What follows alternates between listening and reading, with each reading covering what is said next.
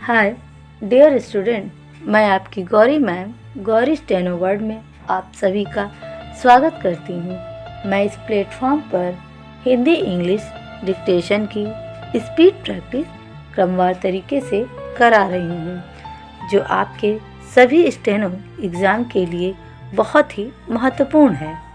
तो आइए अब डिक्टेशन स्टार्ट करते हैं।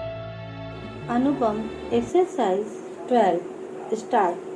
संयुक्त राष्ट्र संघ के ढांचे में आमूलचूल परिवर्तन की मांग वैसे तो पिछले 3 दशकों में अनेकों बार उठाई जा चुकी है, लेकिन अब यह मांग जोर पकड़ती दिखाई दे रही है।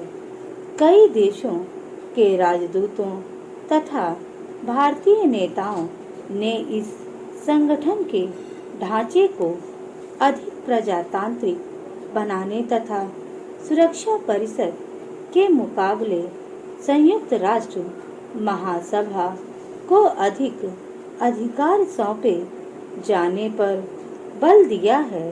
ध्यान रखने की बात यह है कि संयुक्त राष्ट्र संघ का गठन इसलिए हुआ था कि युद्ध ना हो।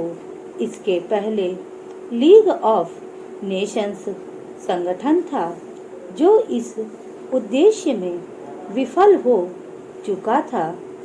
लीग ऑफ नेशंस के रहते हुए भी द्वितीय विश्व युद्ध के दौरान जो तबाही हुई, उसी चिंता और चिंतन के फलस्वरूप 24 अक्टूबर 1945 को संयुक्त राष्ट्र संघ अस्तित्व में आया।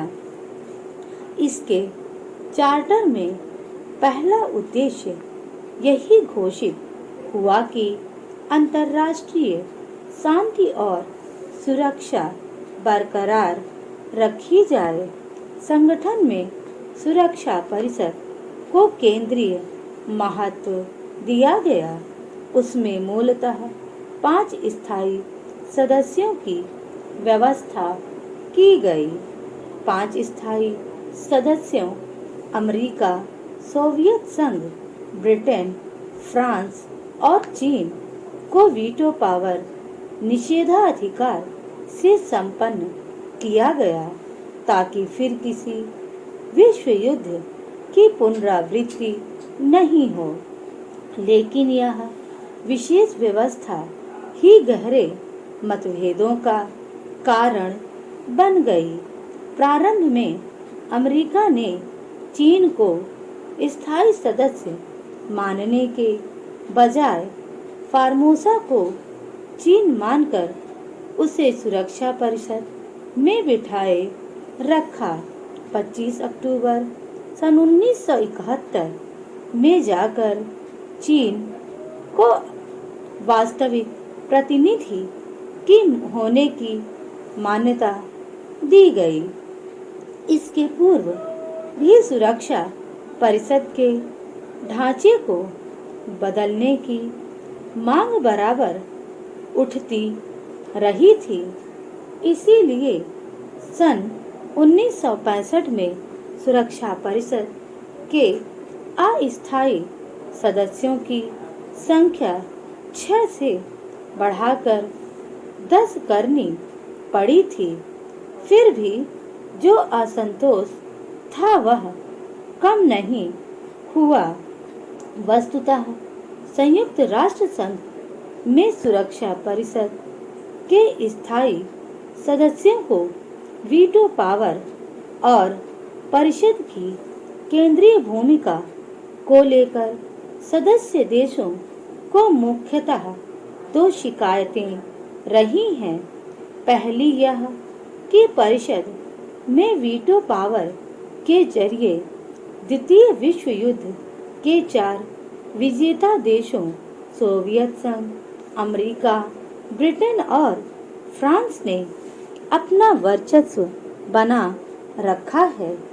यह संयुक्त राष्ट्र संघ की इस घोषणा के विरुद्ध है कि सभी सदस्य देशों को समानता का अधिकार होगा।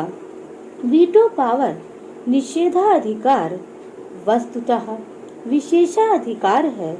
दूसरी शिकायत यह है कि सुरक्षा परिषद के होते हुए भी क्या युद्धों को रोका जा सकता है।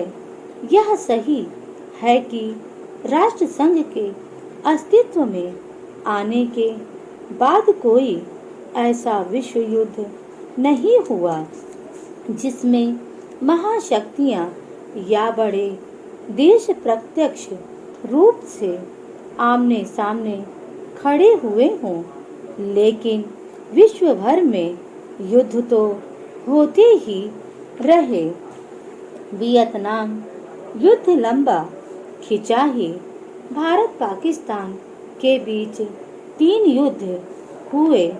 अरब इजराइल युद्ध हुआ और हाल ही में इराक के विरुद्ध सुरक्षा परिषद की सहमति से जो युद्ध हुआ वह एक तरह का सीमित विश्व युद्ध ही था।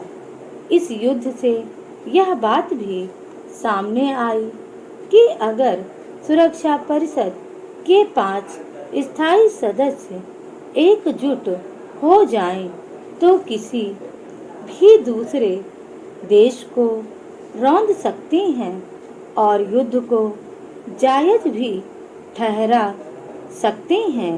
इस तरह सुरक्षा परिषद की केंद्रीय भूमिका के कारण संयुक्त राष्ट्र संघ का उद्देश्य ही कुंठित हुआ जा रहा है और इसीलिए परिषद के बजाय महासभा को अधिक अधिकार सौंपे जाने की मांग उचित और सामयिक हो गई है।